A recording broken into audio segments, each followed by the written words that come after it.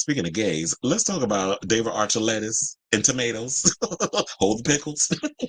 Okay, anyway, so David Archuletta, has been living his best life. He came out of the closet. He's 33 years old, so we can salivate and gush over how cute he is and things.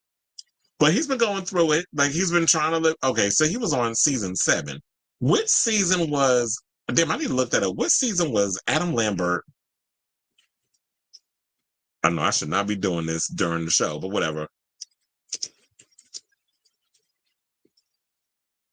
On American Idol.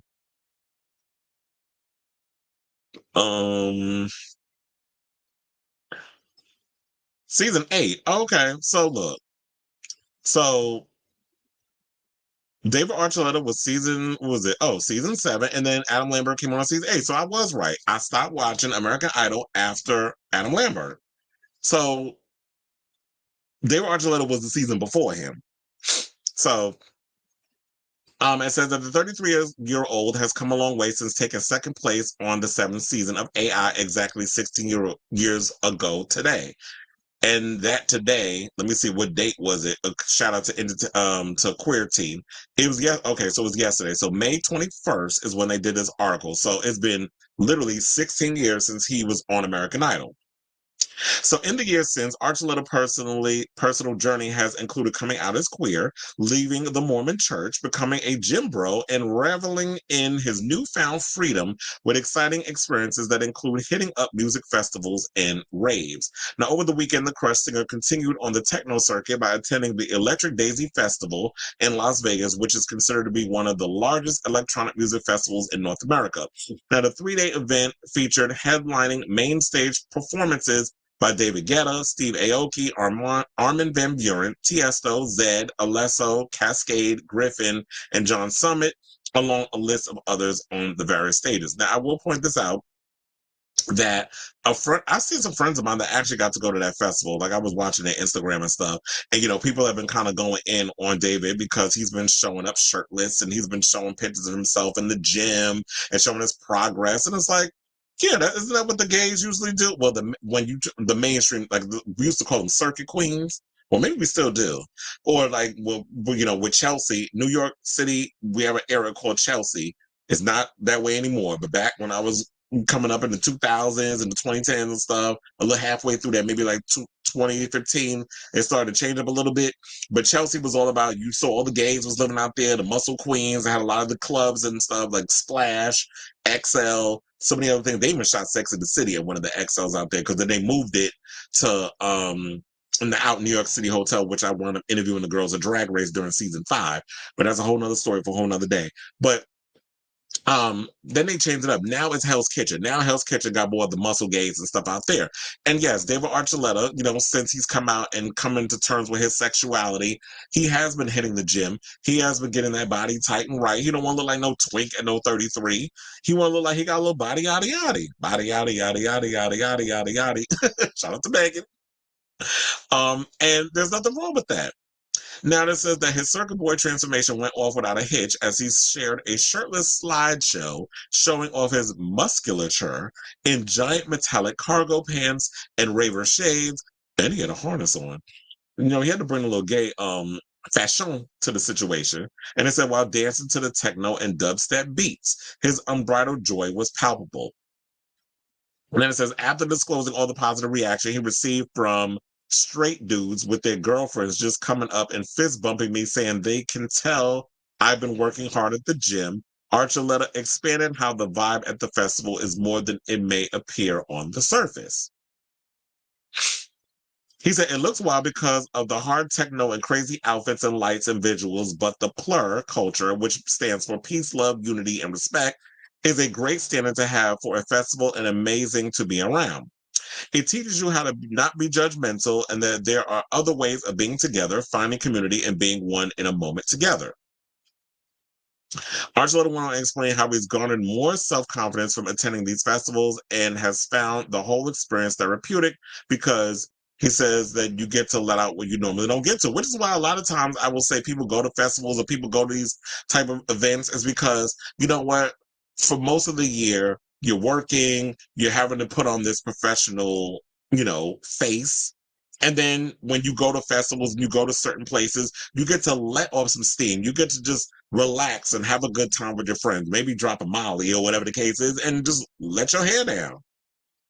He also addressed the backlash because, yeah, people were out here coming for him because they were saying that he, why is he, I guess, expressing or showing so much of himself on social media, which I don't have no problem with because I feel like we're watching him go through puberty in real time. And what I mean by puberty is that when you're gay, we have two pubescent moments that we go through.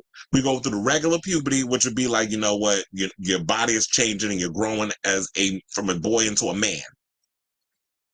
But then through that period, you're in the closet, you're suppressing a lot of your feelings, you're going through all these emotions, you're trying to figure things out. And then when you come out of the closet, you're going through the puberty again. So you're going through, sowing your wild oats and going out laying low and spreading wild to being a hoe. You go through your whole phase, which I feel like everybody should go through. Don't go and settle down with the first man that you came across coming out of the closet. But I'm about to get into Colton Underwood because I feel like that's what he doing when in the next topic or one of the topics. So then he wound up saying the following because people was coming in on him, and this is what he had to say. So he said, I think it's interesting how wild people think it is because of maybe the hard techno and dubstep playing. I get it. It's loud and a lot of simulation going on visually too. It's an expression of being free and going all out for a moment before going back to everyday normal life. It's a pretty special moment to take in and therapeutic because you let out what you normally don't get to. How you would at a concert is just another way at a rave or EDM festival. If people don't like it, then cool. I'm sharing my journey and I'm loving it. I'm going to several EDM fests and raves over the last year. Or he said I've gone to several EDM festivals and raves over the last year and a half. And each one has taught me to be more confident and accepting of myself and others. I'm here for it. I've been so used to judging others for not looking, acting, and being a certain way. Well, that's probably because of that damn Mormonism. And a lot of times religion does teach you to be that. It does teach you, well, I can't speak for Mormonism, but I grew up Roman Catholic. And a lot of times they do teach you that you shouldn't judge, whatever, but y'all be the most judgmental ass damn people. So he said, I like how these EDM fests have taught me to be less that way. You don't have to go to a rave or EDM fest to do that, but that's been my way. So he's, becoming, as he's getting older, he's becoming more comfortable in his own skin and he's embracing, himself and his sexuality and coming to terms with a lot of things. And I love the fact that he's out here living his best life and he's having a good old time and he's becoming comfortable in his skin, as he should. And you want to know something? I don't mind David Archuletta, fine little self out here. I need to see how tall he is because he gives me pint size. But like a little pocket gay. And I like the fact that he's out here living his best life and using social media like Instagram as his personal diary. And it shouldn't be wrong for him or anybody who is a member of the LGBTQ community or someone who comes from a religious background that is trying to remove themselves from that world of, that cultish world of religion, of those deep religions, and is trying to come to terms with himself and be non-judgmental and live his best life. So I don't mind that he's out here doing what he wants to do and living his best life. And he ain't hurting no damn body.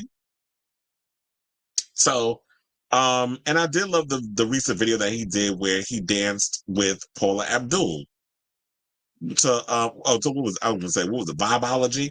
And that's like one of my favorite Paula Abdul songs. And I love, one of my favorites is when Adore Delano lip sync for her life to Vibology on RuPaul's Drag Race. So, I like David. I'm glad he's out here living his best life. And the peoples need to leave him alone. Let him do what he do. And like for any of them, not just him, but anybody, if you're going through something, you in a deep religious situation and you come to terms with your sexuality, it's like, let your freak flag fly. You go out to that festival or whatever it is that's going to get you to be comfortable with stuff with your situation, and you just go out and do what needs to be done. That helps you, do what you need to do. Don't worry about what these people out here saying. Continue to live your best life and keep it coming with those shirtless pictures. But anyway, let me know what you guys think of this story down below.